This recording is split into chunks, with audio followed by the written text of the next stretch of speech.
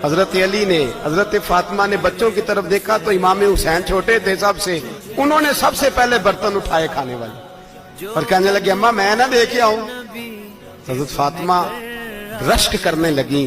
मुस्तफा के नवासे बाहर गए, अपने हिस्से का खाना युबसिरूना अला अनफुसिहिम वलौ काना बिहिम खसासा।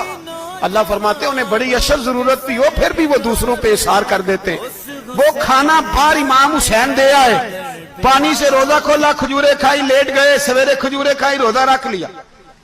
शाम हुई तो हजरत अली फरमाते मैं फिर अगले दिन के रोजे के लिए जौ लाया, फातिमा ने पीछे रोटियां पकाई।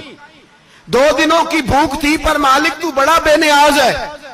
आजमाने पे आया तो इस रंग में ऐन इफ्तारी के वक्त दरवाजे से आवाज निकली और मांगने वाले ने कहा कि भूखा भी हूं और यतीम भी हूं, यतीम हूं।